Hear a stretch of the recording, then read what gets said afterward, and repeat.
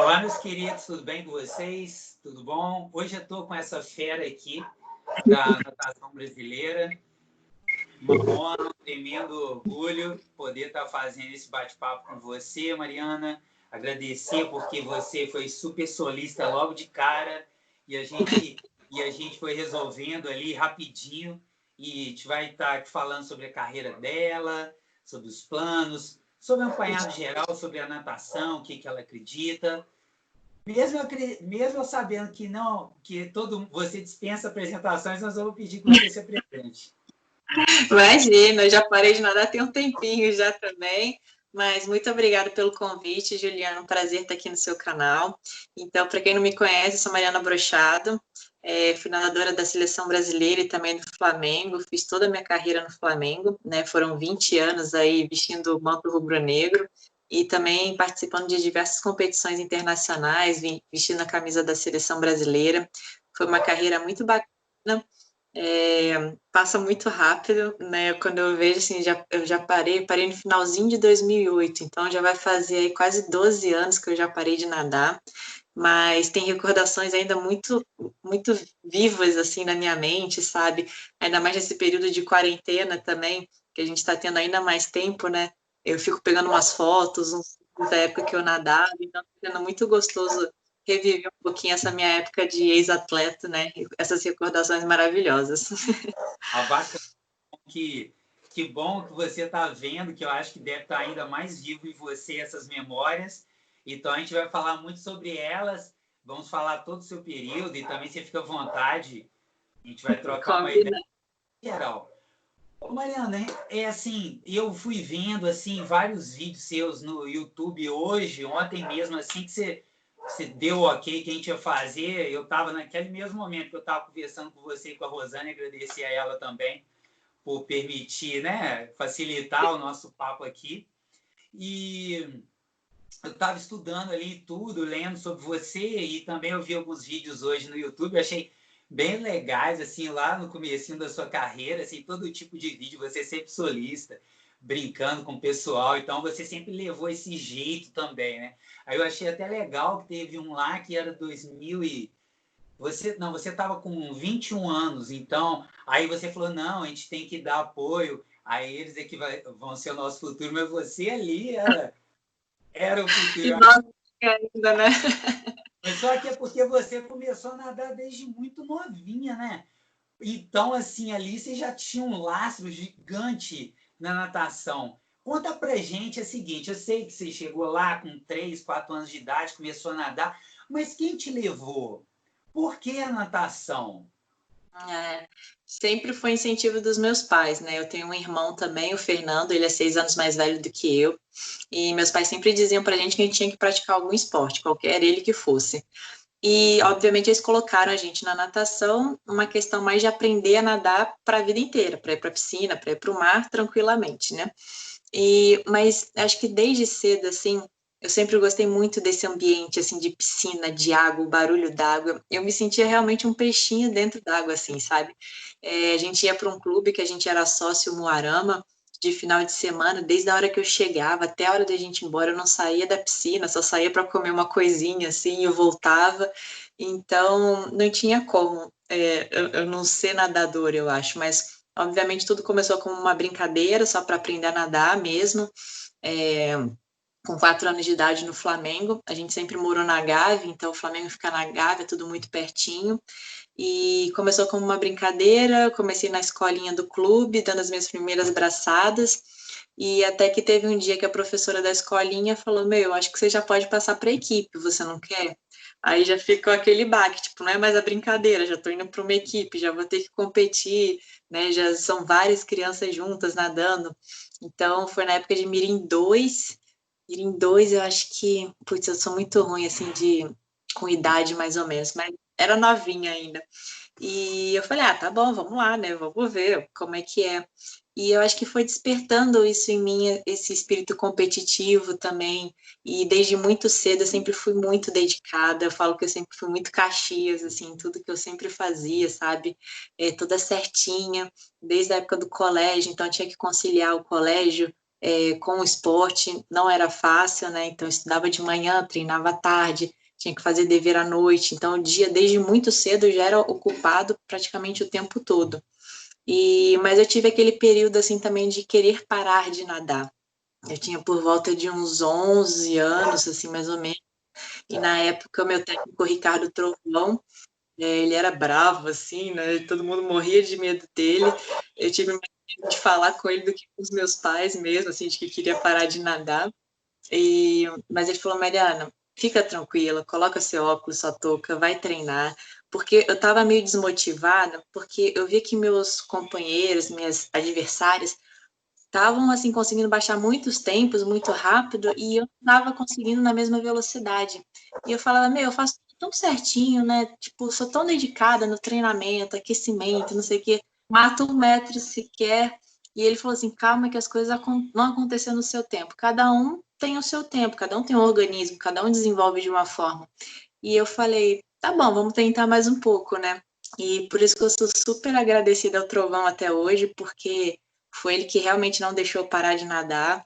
E tudo assim que, óbvio, que eu construí, minha carreira, meus títulos, meus recordes, tem muita gente por trás disso, né? São muitos técnicos com quem eu treinei ao longo da minha carreira, os profissionais que o Flamengo sempre proporcionou para mim, mas o Trovão tem aquele gostinho especial porque ele não deixou eu parar de nadar.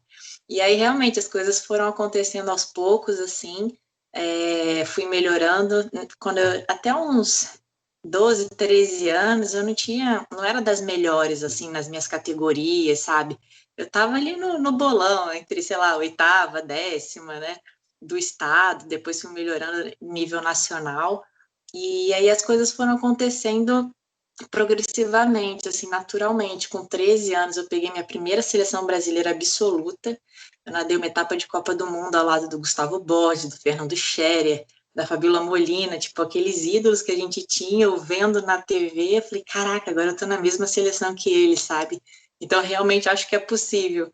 E aí, com 16, eu ganhei meu primeiro título nacional absoluto no Troféu Brasil, os 200 livre, e aí as coisas foram acontecendo, né? Comecei a entrar direto na seleção brasileira absoluta, fui para os Jogos Pan-Americanos, realizei meu sonho de participar de uns Jogos Olímpicos em 2004 em Atenas, onde a gente chegou numa final no revezamento 4x200 livre, bati recorde sul-americano dos 200, 400 livre, que sempre acabou sendo a minha especialidade. Então, hoje eu paro, vejo assim tudo que eu fiz, eu falo, cara, que bacana, né? Não acho que eu fui, aquela atleta, não sei o quê, mas eu sinto que eu tenho um pouquinho de contribuição para a natação feminina brasileira. Eu acho que principalmente com aquela final olímpica em 2004, acho que ali foi um despertar para a gente de que a gente pode estar entre as melhores do mundo, já que a natação feminina sempre esteve atrás da masculina, né, em termos de resultados internacionais. Então, é muito gostoso ser lembrado das meninas de Atenas, né? Já que a gente fez 3 finais, os meninos fizeram 2, foi a primeira vez que isso aconteceu. E é gostoso ficar relembrando tudo isso, assim. Eu acho que consegui dar uma contribuição bacana para a natação. Nossa, super contribuição. Você fez e você foi falando, Mariana, e aí você acabou tocando em vários pontos que eu ia. E Que vou a gente dar vai resgatando. pode falando, é assim mesmo. Aí eu vou para Vera aí, vamos lá, vamos voltar, vamos conversar aqui. Você lembra da primeira vez que você competiu? Mas não estou falando, eu vou chegar lá na seleção, calma. Mas a sua primeira competição assim, quando você era ali novinha já lá na equipe do Flamengo, por exemplo, você lembra a primeira vez? Como é que Cara, foi? eu lembro, foi uma competição, era prova de 25 metros só. Eu só não lembro exatamente a idade que eu tinha. Eu acho que eu tinha por volta de uns 6 anos, se eu não me engano, 6 ou 7. E foi uma competição no Monte Líbano, que fica pertinho do Flamengo, uma prova de 25 metros. E eu lembro que não tinha ninguém da minha idade. E aí só tinha gente, as meninas mais velhas. E aí falaram, Mariana, você vai ter que nadar com as meninas mais velhas. Eu falei, vai, tá bom, né? Paciência. E eu sei que eu ganhei a prova dos 25, então foi minha primeira medalha, foi aquela de honra ao mérito, que eu acho que todo mundo tem uma na vida, aquela piquititinha. Mas eu super lembro que eu venci a prova e que eu cheguei em casa e mostrava para todo mundo da família, não sei o que, super feliz. E foi gostosinho, foi especial, assim, minha primeira competição. E você tem a medalha, essa medalhinha até hoje? Tenho. Não, não tá fácil para eu pegar aqui, mas eu tenho todas as minhas medalhas. E é engraçado, porque na natação a gente costuma ganhar muitas medalhas porque a gente nada várias provas em uma mesma competição, né? Então, tinha épocas assim que eu não tinha mais onde guardar tanta medalha. Aí eu pegava aquelas latas de panetone de Natal e ia colocando lá dentro. E tem muitas até hoje lá, né? As especiais, as mais importantes, estão separadas aqui em casa, num cantinho especial que a gente fez, mas tem muitas em lata de panetone até hoje. Ah, poxa, sensacional, muito legal. É sempre a gente faz essa pergunta, a gente vê a história dos atletas, né? Aí acontece, eu fiz uma entrevista com a Rosemar e ela contando, se tiver oportunidade, quem tiver, vai lá, segue, vê a entrevista com a Rosemar, que foi medalhista olímpica em 2008, que ganharam medalha depois no atletismo, né? E ela contou a história que a primeira vez que ela foi correr, no, eles erraram lá e o nome dela estava, mas não colocaram, ela teve que correr com os meninos. Aí eu fiquei pensando assim, cara, ela vai ganhar, né?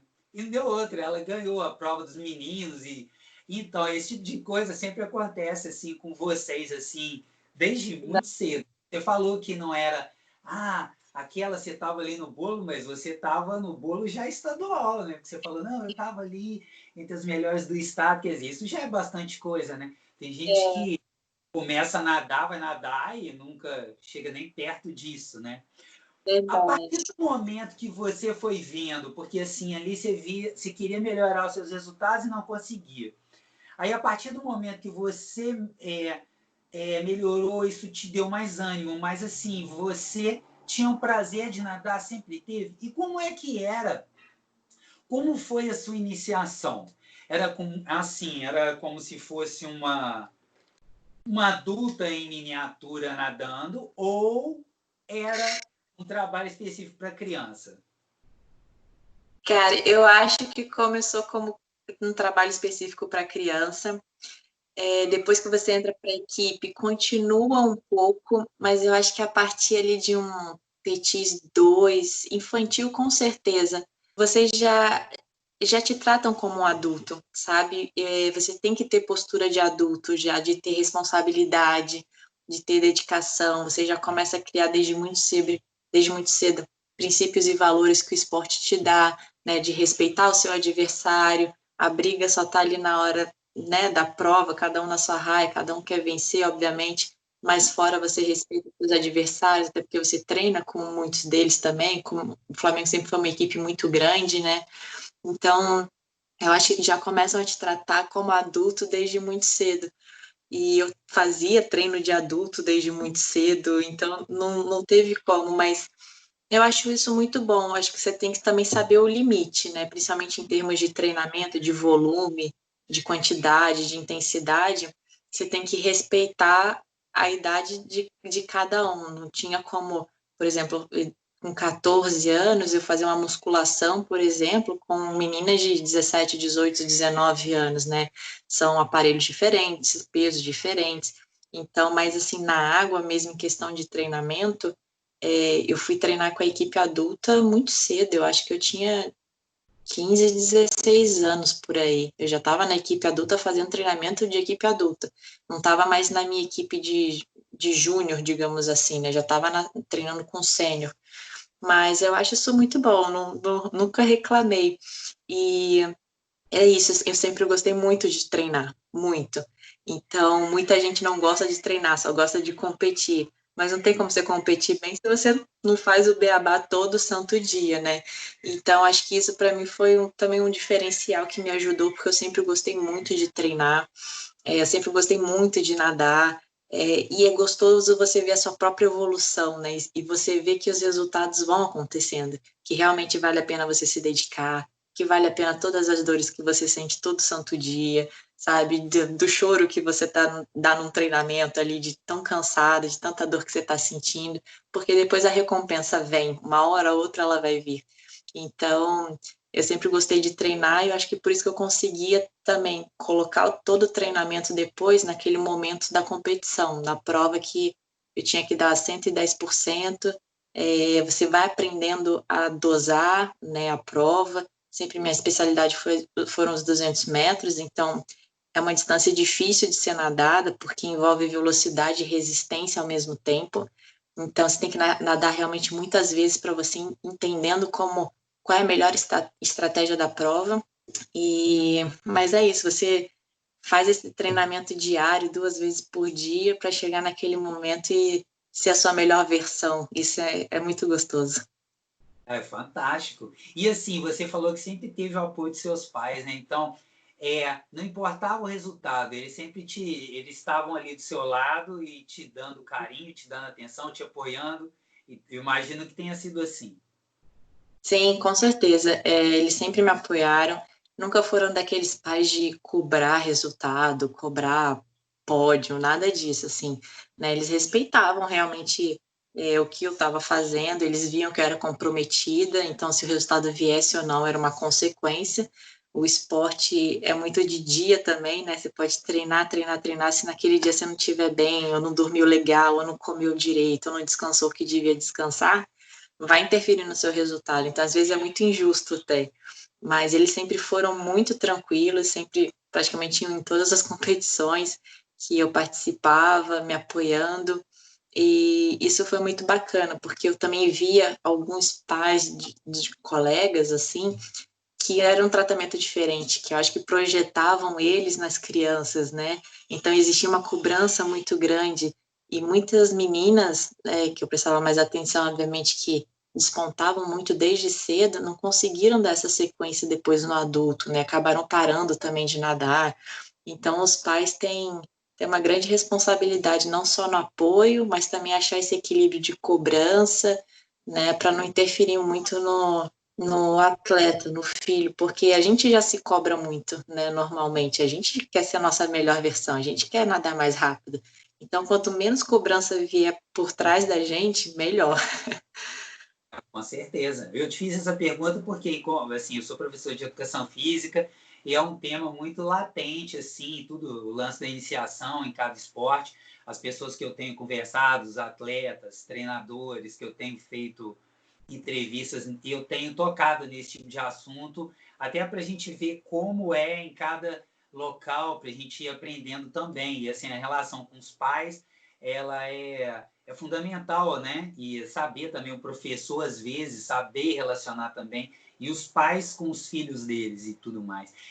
Isso, então, é fundamental, mais ainda. Mariana, e aí, então? A natação você começa desde muito cedo e, assim, por exemplo, você parou de nadar ainda bem nova, Né? mas a Foi. gente fica lá. Hoje em dia,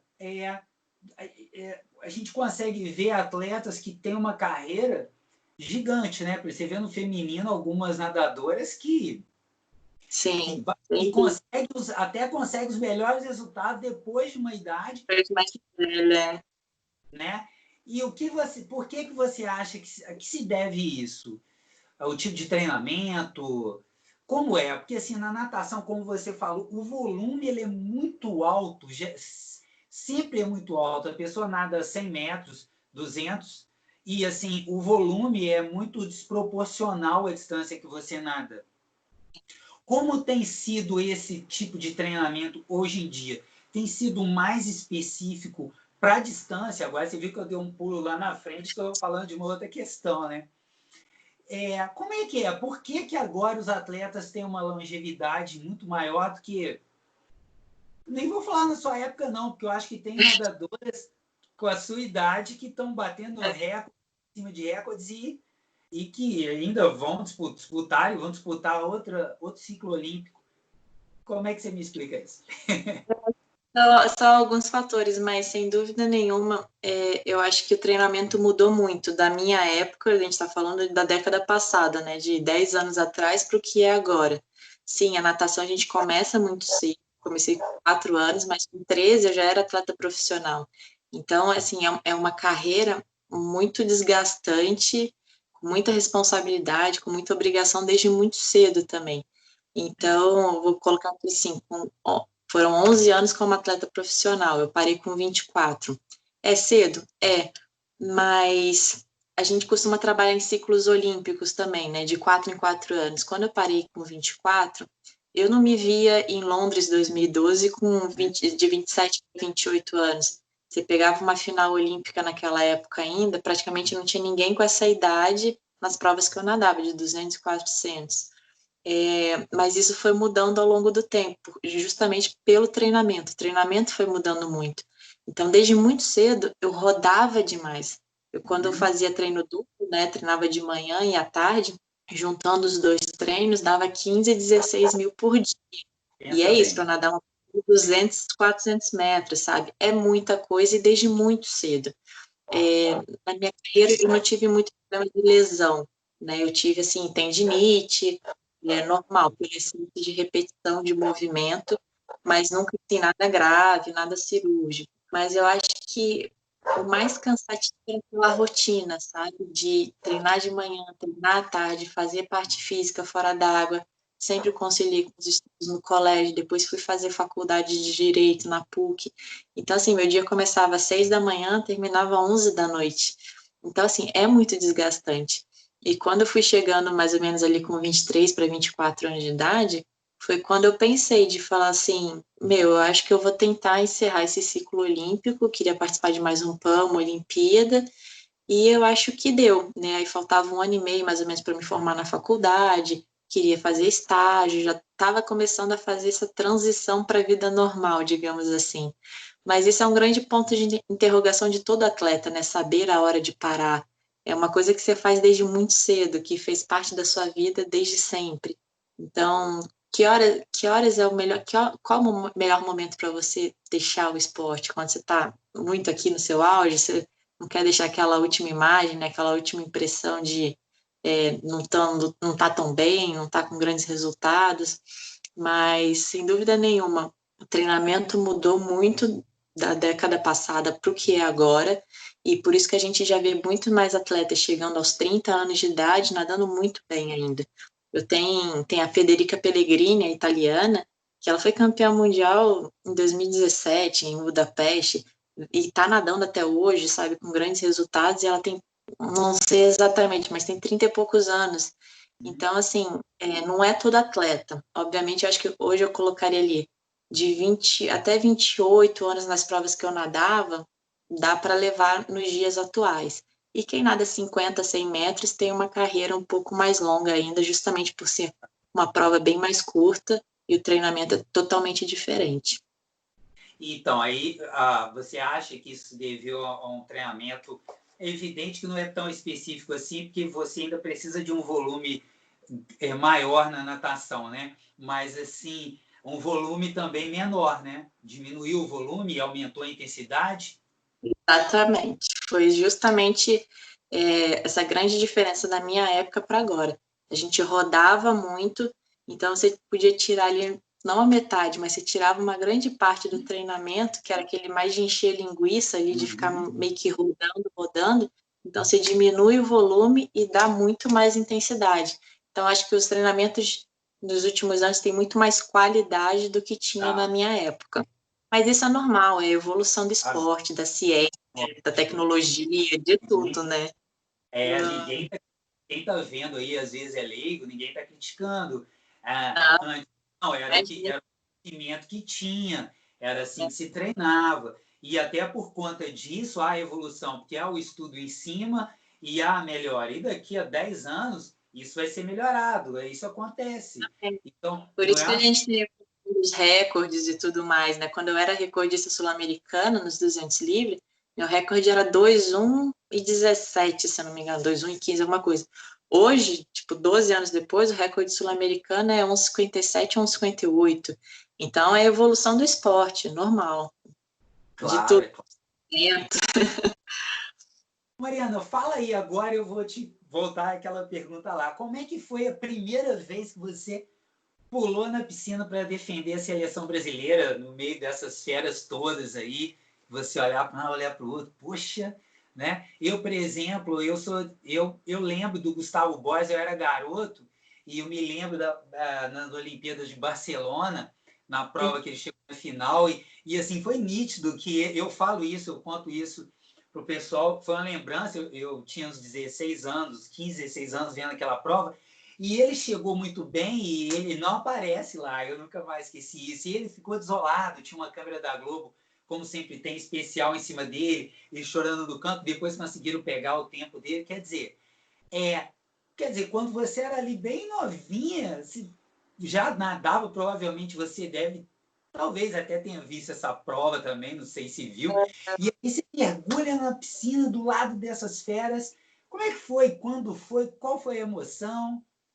Essa Olimpíada de Barcelona eu não lembro tão bem, eu tinha ali 7 para 8 anos, mas a de Atlanta eu já lembro um pouco mais vagamente. Eu acho que as minhas lembranças maiores são até depois de matérias, né, que a gente vai relembrando, depois da época que eu trabalhei na TV, e aí elas ficam realmente um pouco mais frescas assim na memória. Mas não tinha como, durante muito tempo era o Gustavo Borges, Fernando Scherer, Rogério Romero, e o nosso, digamos, único ícone, assim, realmente mais forte na natação feminina era a Fabiola Molina, né? Então, foi o que eu falei, eu tinha 13 anos de idade, foi quando eu tive a minha primeira convocação absoluta para a seleção brasileira para nadar uma etapa de Copa do Mundo. O Brasil fazia parte do circuito das etapas da Copa do Mundo e sediava uma etapa aqui no Rio de Janeiro.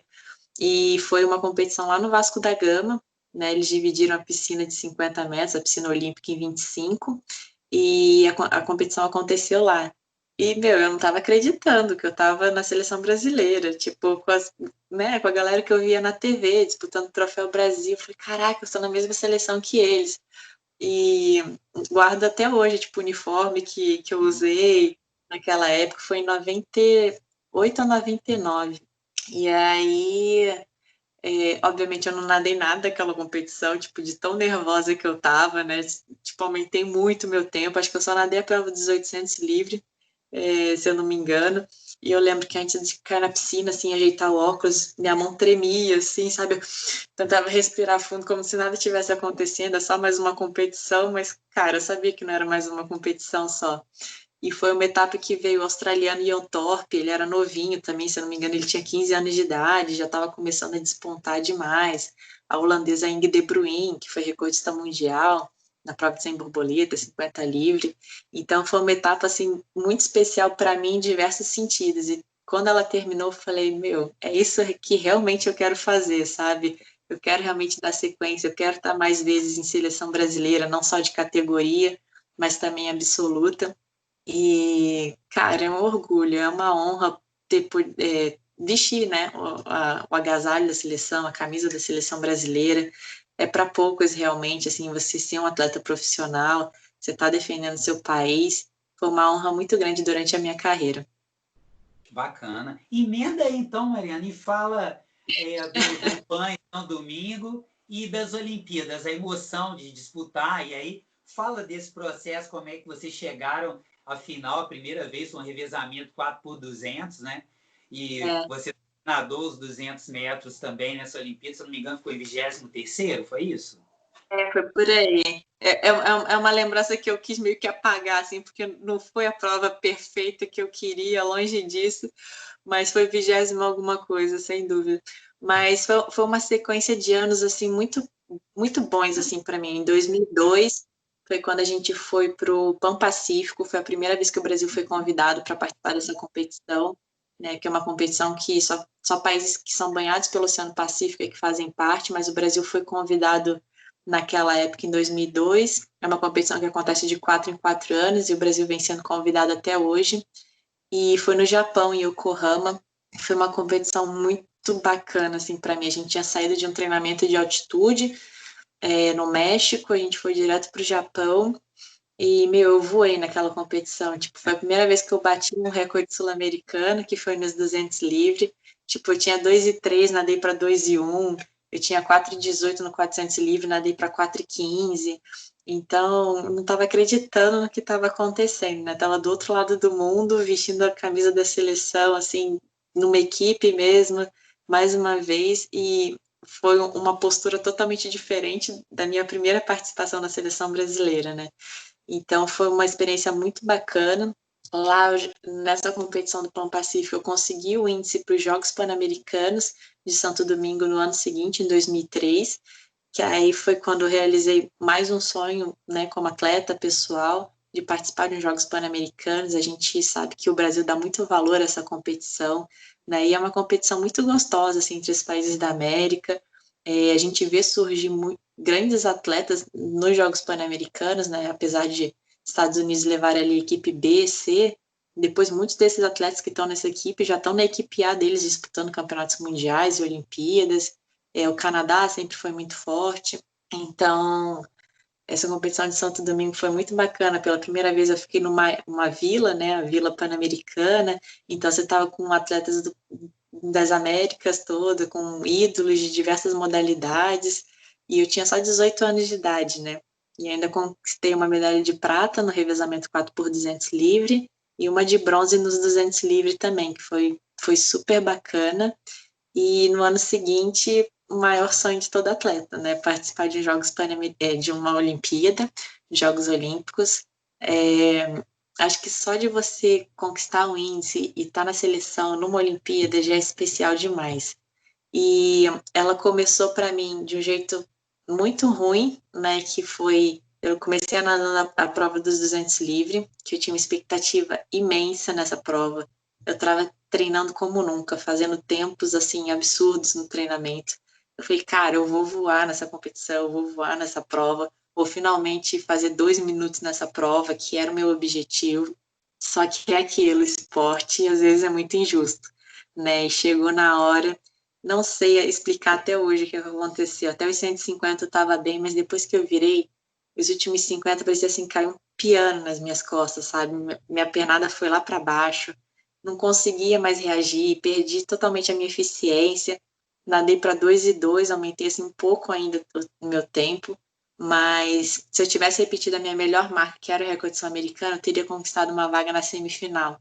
Então aquilo me machucou, eu falei, putz, era só ter feito a minha melhor, não tá nem ter feito a minha melhor marca, né, mas o meu tempo mesmo, que eu estaria entre as 16 melhores do mundo. Mas acontece, assim, eu fiquei mal no dia e eu tinha 2 dias para me recuperar, porque a gente tinha o revezamento 4x200 livre. A gente sabia que a gente tinha muita chance de chegar a uma final olímpica, né, no somatório dos tempos das 4 integrantes, eu, a Monique Ferreira, a Paula Barachi e a Joana Maranhão.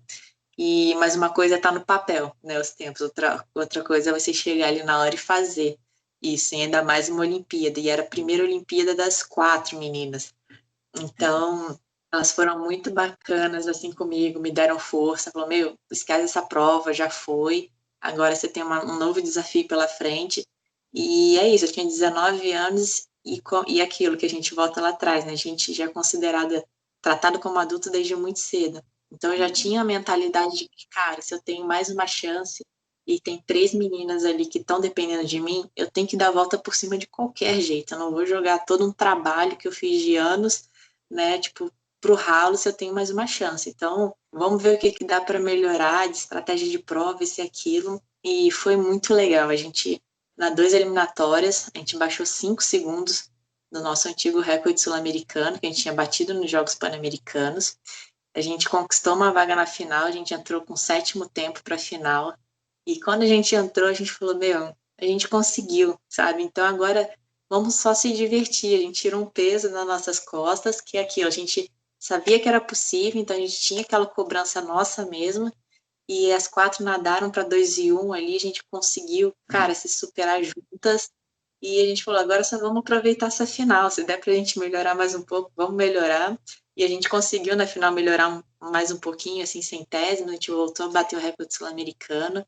E, meu, é uma recordação muito gostosa, porque foi uma Olimpíada especial para as meninas brasileiras, com a Joana chegando na final dos 400 medley, com a Flávia de Laroli na final dos 50 livre e com o nosso revezamento 4x200.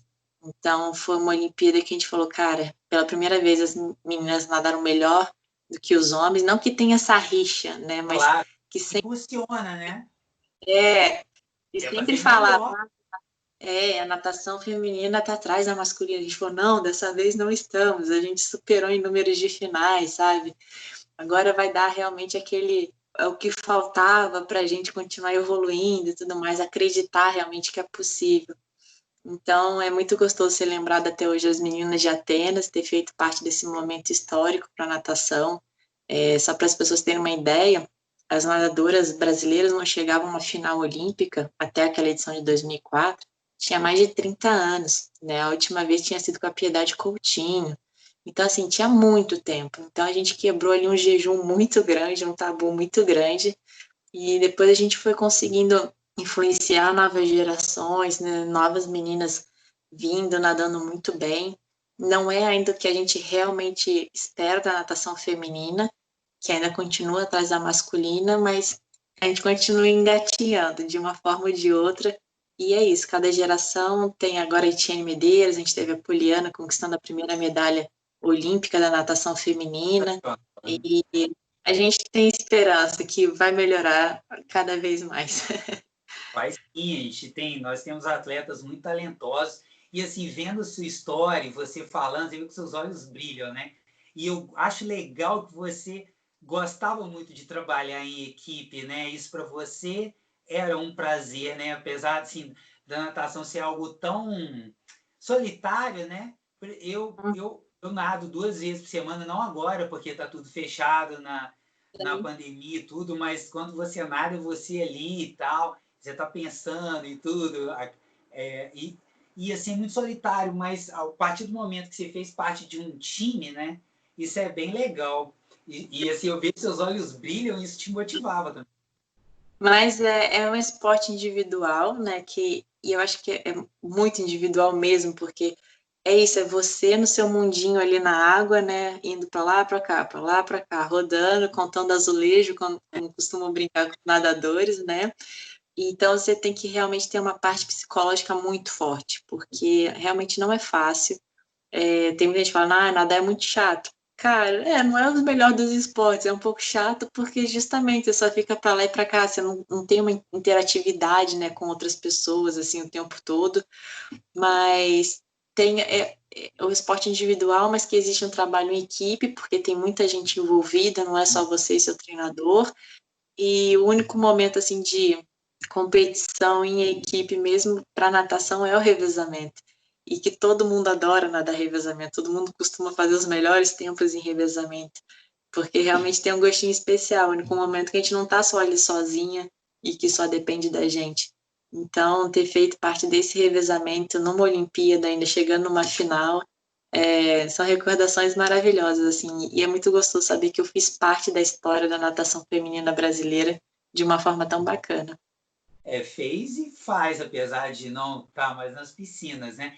E aí, falando disso, ô Mariana, não sei se isso te incomoda, mas eu vou tocar nesse assunto. Você, para mim, o que pega em você é seu talento, a sua capacidade, o grande nadador que você foi. Mas você também sempre foi considerada assim, a musa, ou uma das Uhum, musas do esporte uhum. olímpico. Isso te incomodava ou incomoda quando alguém fala a respeito disso? Porque, assim, para mim é bem claro que tudo que você conquistou se devia ao seu trabalho e seu talento. Sim. Mas te incomodava? Porque eu li a respeito disso, que você não gostava muito e tal. No início eu não gostava muito, porque eu acho que começou meio que de uma maneira errada, porque eu voltei justamente dos Jogos Pan-Americanos de 2003, com 18 anos, uma moleca, assim, mas feliz da vida, com as minhas 2 medalhas, que, cara, era o objetivo que eu realmente tinha. E quando eu cheguei no Brasil, só me perguntavam praticamente disso. Ah, mas se você foi eleita a musa dos Jogos Pan-Americanos, a musa para lá e para cá. E naquela época a gente não tem internet, né, como a gente tem hoje em dia, não existia redes sociais, isso e aquilo, então eu estava meio perdida, não sabia muito bem o que estava acontecendo. Fui saber mesmo quando eu cheguei no Brasil. E aí foi uma coisa que eu tive que começar a lidar, porque todo início de entrevista, de matéria ou título que tinha era isso, a musa da natação brasileira, a musa Mariana Baccara. Eu falava, meu, cara, por que não fala medalhista pan-americana? Por que não fala recordista sul-americana, sabe? Mas isso é muito da nossa cultura também. Sempre existiu, existe até hoje. Parece que nessas grandes competições sempre tem que intitular a musa, né? É muito diferente esse tratamento das mulheres para os homens, a natação, então a gente está mais exposta, né? O corpo está mais exposto porque está ali de sunquini, de maiô, então a aparição é ainda maior, mas depois eu fui sabendo lidar um pouco melhor com isso. E eu vi que foram abrindo outras portas para mim no sentido de arranjar patrocinadores também. Então, eu comecei a encarar de uma outra forma. Eu falo, beleza, é legal associar sua marca com um rostinho bonito e bons resultados? Ótimo. Mas eu quero ser reconhecida por isso, porque não adianta nada ter um rostinho bonito se eu estou afundando, não estou conquistando mais nada, que nem o patrocinador não vai continuar comigo e tudo mais. Então, eu sempre deixava muito claro isso para as pessoas, que eu falei, meu, se eu quisesse ser reconhecida por beleza, eu teria sido modelo, teria feito alguma outra coisa. Não é meu caso, nunca foi. E nunca fui assim vaidosa nem nada, então era realmente, cara, vivia de coque, cabelo molhado, de tênis ou chinelo, sabe? E meu objetivo era muito maior, era ser rápida, eu queria ser a minha melhor versão. E mas a gente vai aprendendo com a experiência, a gente vai ganhando experiência com essas situações e tudo mais, mas depois eu fui encarando de uma melhor forma, digamos assim. Vai amadurecendo e também, assim, o problema maior é o que você falou, as pessoas misturam as coisas, né? As pessoas, elas colocam algo que não tem nada a ver em alguns momentos deve ter sido bem desagradável para você lidar com isso sendo tão novinha, né? E a partir do momento que você foi amadurecendo, você foi entendendo melhor essa situação. Uma outra coisa que eu acho bem legal também na sua carreira é que você sempre nadou no Flamengo, né? Eu não sou Flamengo, eu sou Vasco, eu admiro muito o esporte, e o Flamengo é um clube que sempre teve um esporte amador muito forte, a ginástica, né? A natação, grandes times e tudo. E você sempre nadou apenas pelo Flamengo e teve proposta para sair, nadar nos Estados Unidos, né? Eu vejo no seu Instagram, você posta no Maracanã, acompanhando os jogos e tudo mais. Fala um pouco dessa relação aí sua com o Flamengo também. Não tinha como eu não ser flamenguista, né? Desde 4 anos frequentando o clube. Meu pai é corintiano, porque meu pai é paulista, e meu irmão nasceu no Rio, é carioca, mas acabou sendo influenciado pelo meu pai, então virou corintiano também. Minha mãe era aquela flamenguista, mas bem meia boca, assim, nada demais. Mas não teve como eu não ser flamenguista, né? Desde muito cedo frequentando o clube na Gávea e justamente fazendo a minha carreira inteira no clube. E é gostoso falar que literalmente da minha primeira até minha última abraçada foi no Flamengo, sabe? Então tudo que eu construí, minha carreira, eu devo muito ao clube, pelo apoio que eles sempre me deram. Óbvio que a gente teve altos e baixos, né? Eu peguei momentos maravilhosos de glória no Flamengo, mas também peguei crise brabíssima lá, onde muitos atletas do Rio já estavam saindo porque não tinha condições de continuarem treinando no Rio de Janeiro, porque os clubes estavam praticamente quebrados na época de 2004, 2005, 2006, mais ou menos. Então, eu fui uma das poucas que consegui continuar aqui, porque eu também tinha essa ajuda de patrocinadores individuais que eu tinha, né?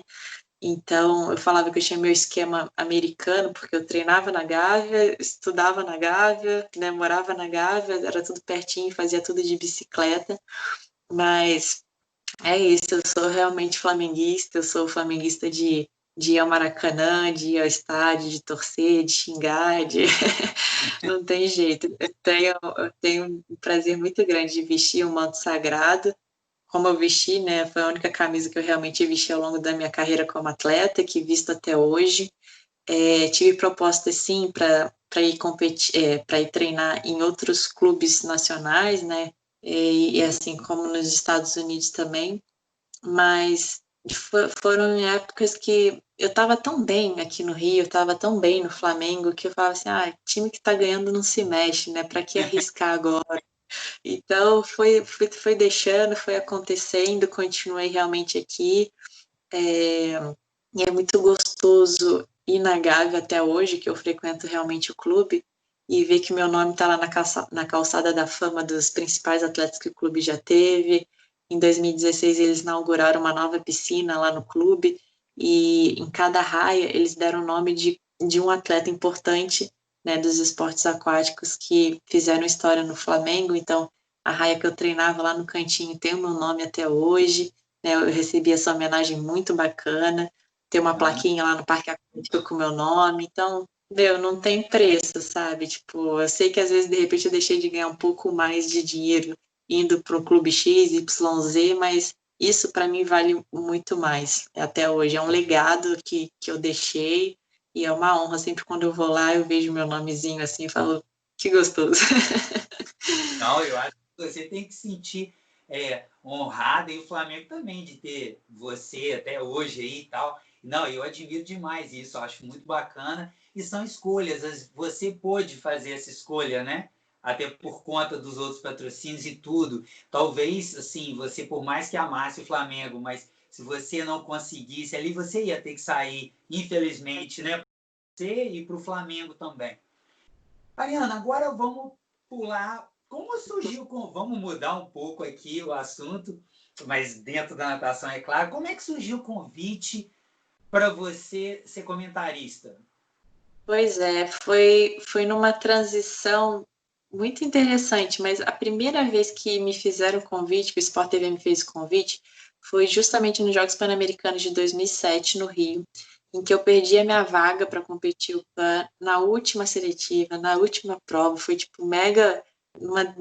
Foi a minha primeira grande decepção na carreira, foi não ter feito parte daquela equipe para os Jogos Pan-Americanos. E aí o Sport TV me chamou para ser comentarista. Eu fiquei meio assim, né, de ser, não ser, porque eu falei, cara, eu queria estar naquela competição de uma outra forma, né? Mas eu falei, tá bom, já que eu não posso estar, eu vou tentar de uma outra forma. Mas eu falei assim, eu só não quero comentar as minhas provas, porque vai ser muito difícil para mim. Eles, Eu tô tá ligado. bom. Então, é combinado. Aí eu assisti de casa, chorava, chorava, chorava.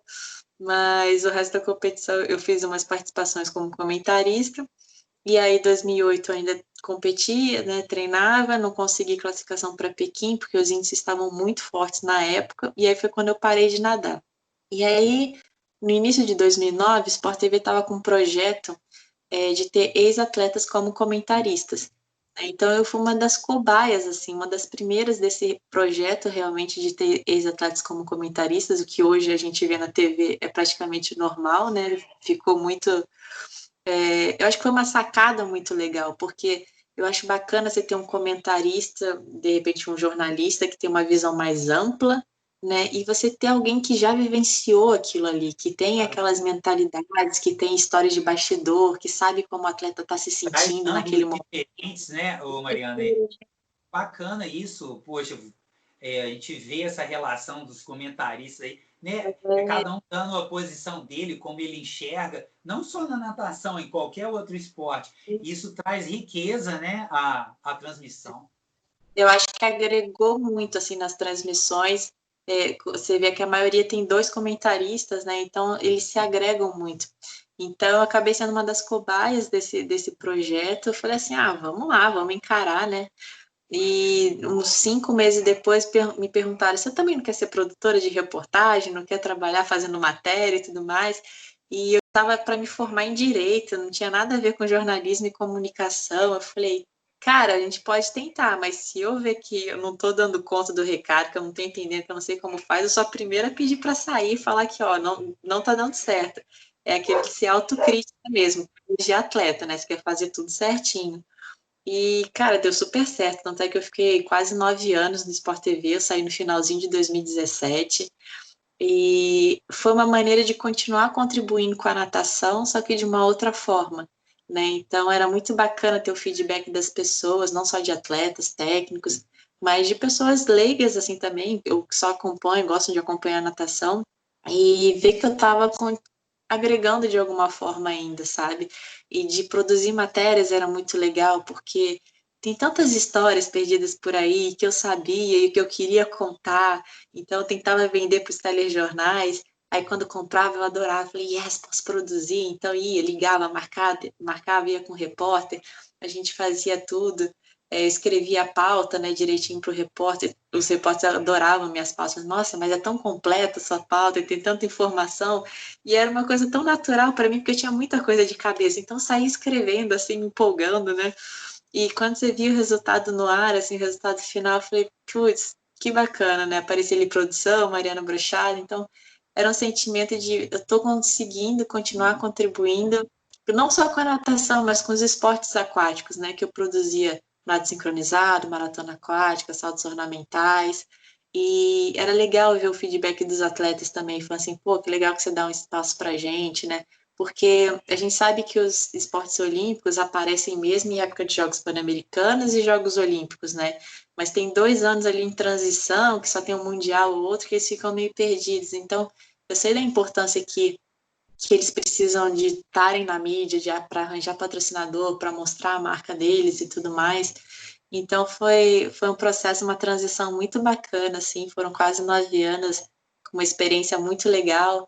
Consegui cobrir os Jogos Olímpicos de Londres em 2012, do Rio em 2016, diversos campeonatos mundiais. Então era muito bom estar naquele ambiente ainda, mesmo que de uma outra forma.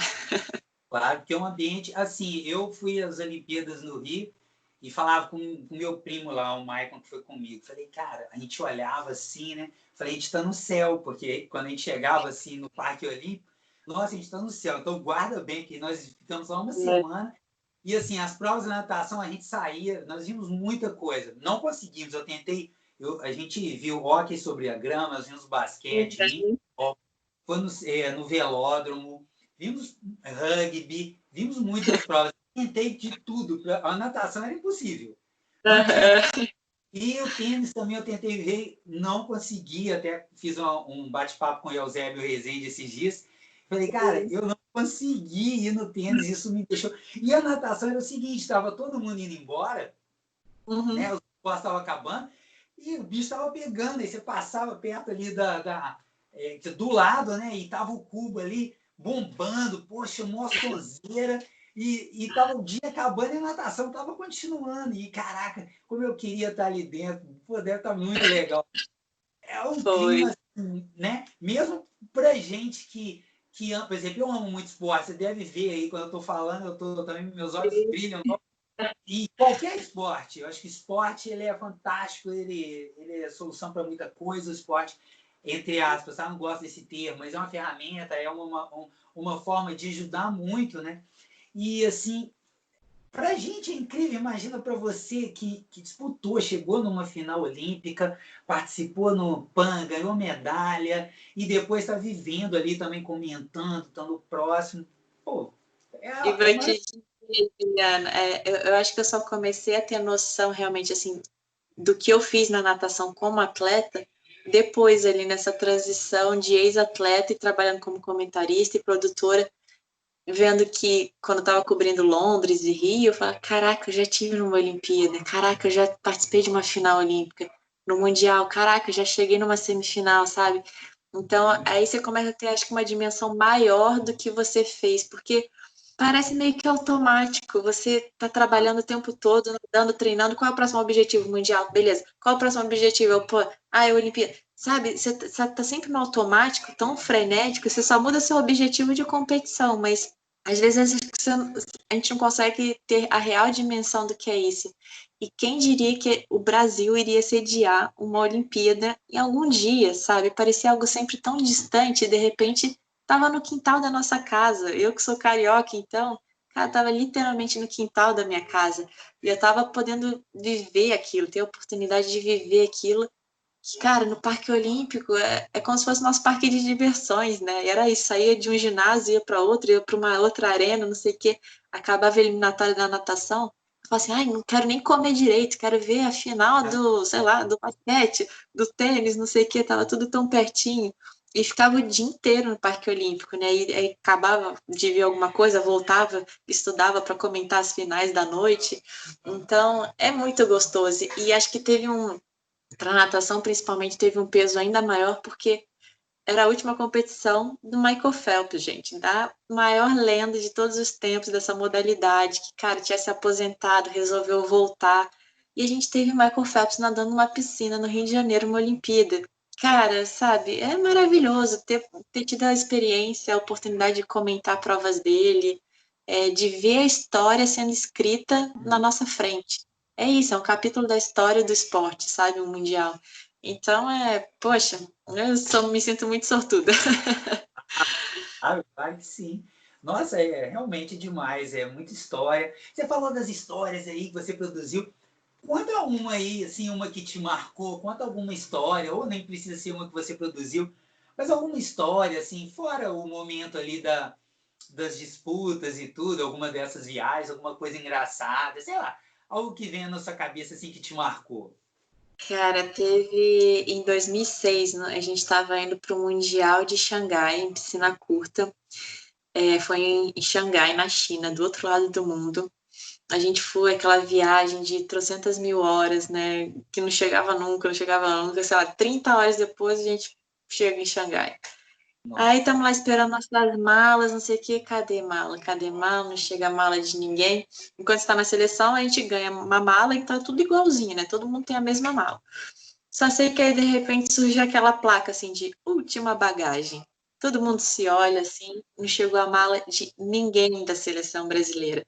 E a gente, do outro lado do mundo, e, assim, muitas pessoas, como eu, tinha deixado, tipo, maiô lá, mala, sei que na minha mala de mão só levava toque óculos. Falava assim, acho que é uma coisa mais pessoal, maiô, qualquer coisa a gente arranja, não sei o que, não.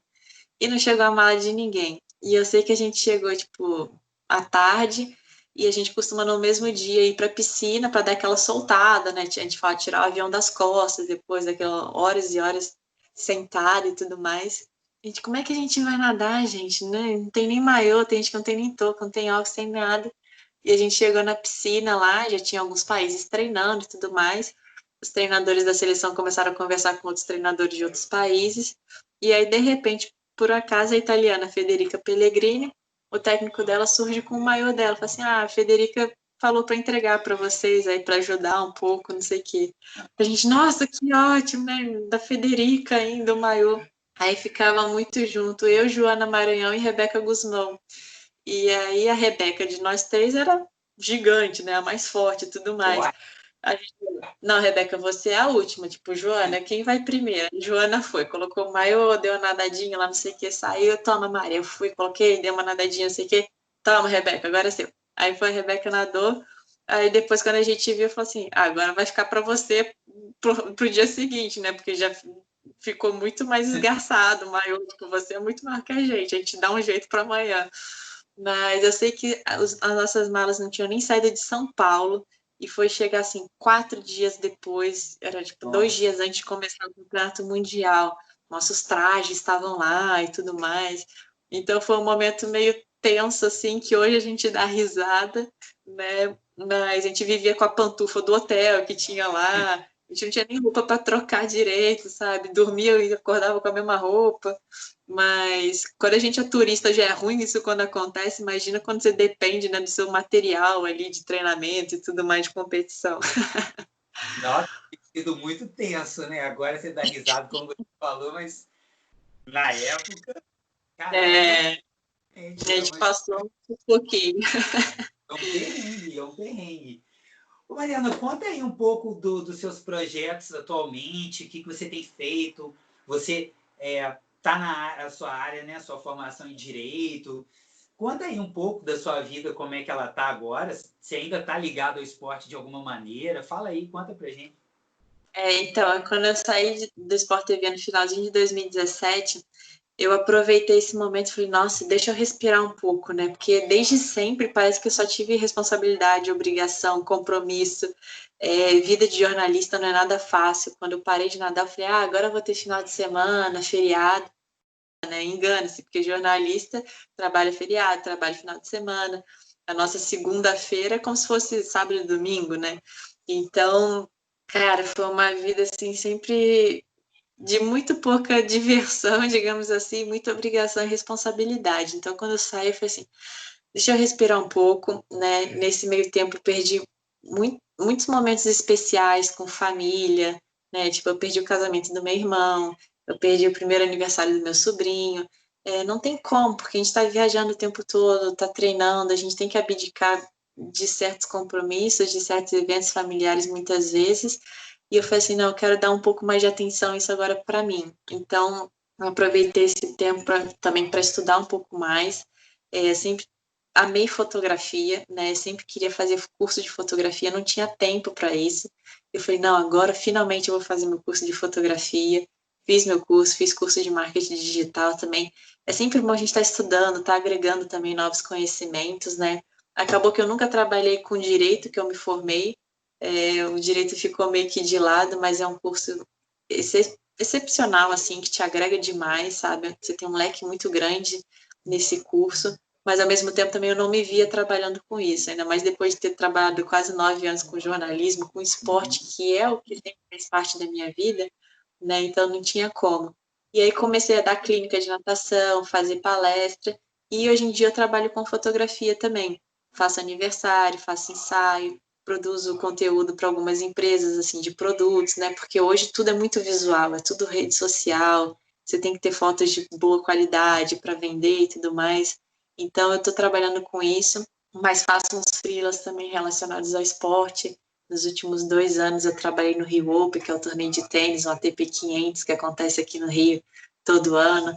Então, muito bacana também. Não tem jeito, o esporte está ligado na minha vida, de alguma forma, e pretendo continuar trabalhando com isso também por muito tempo. Legal. Você falou aí de esporte, agora me ocorreu, vou te fazer uma pergunta.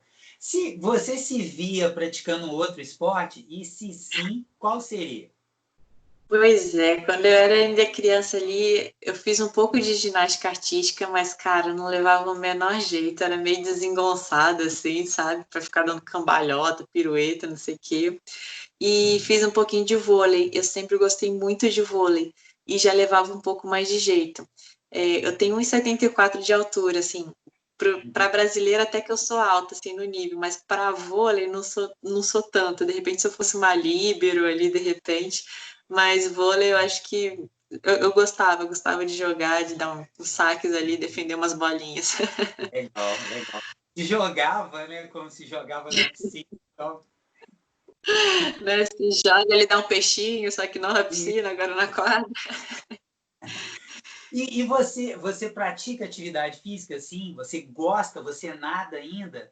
Ou não? Você fala, ah, não quero mais nadar? Eu acho que não, eu acho que você deve gostar de nadar. Eu Não vou te sei. dizer que depois que eu parei de nadar, eu fiquei uns 2, 3 anos sem cair Ai, na piscina. Não queria dar uma aham, abraçada, só ir na piscina tomar sol, ficar ali numa boa, sem sentir dor nem nada. Não queria. Aí eu fiquei uns 2 anos assim, meio que sedentária, sabe? Falei, cara, não quero sentir dor, eu quero estar numa boa, não quero. Aí o corpo começa a pedir, você sente falta de suar, você sente falta da endorfina, sabe? Você sente falta de algumas coisas.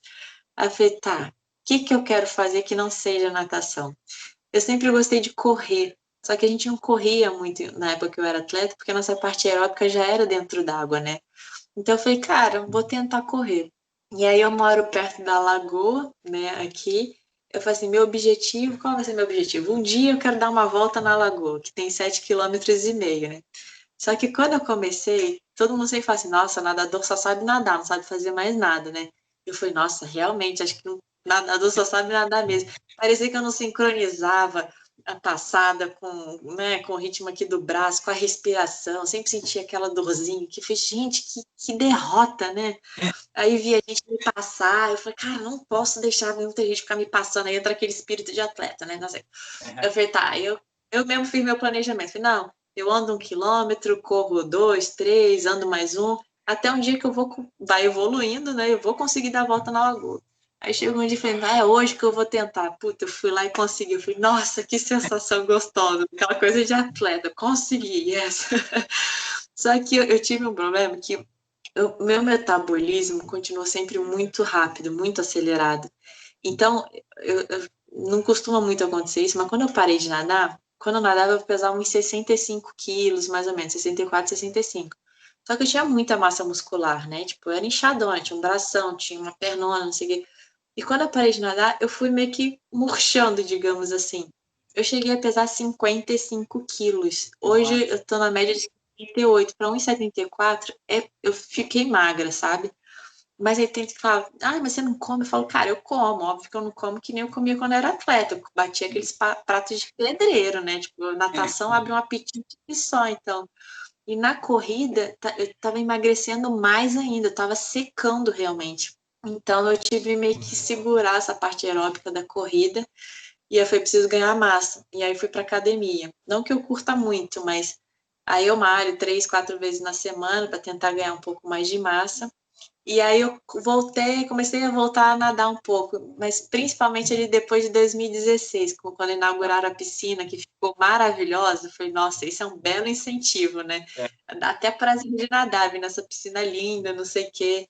Então, eu namoro o Marquinhos, né, que é jogador de basquete do Flamengo.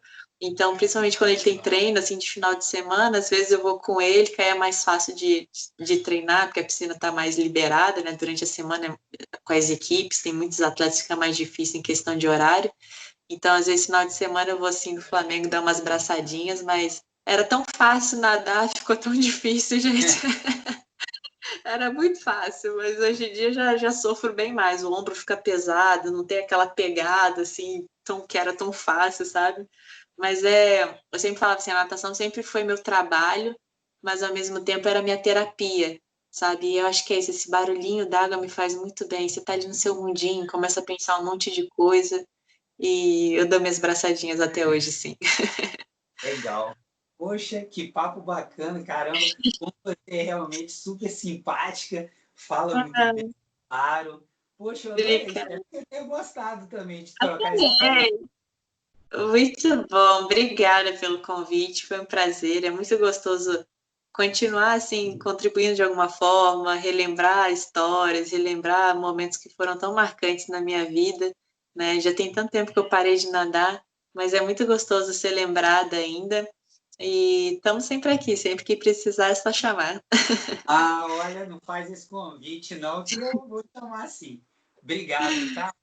Muito obrigado. Imagina. Pô, foi bacana demais, tenho certeza que o pessoal vai se amarrar, foi bem legal.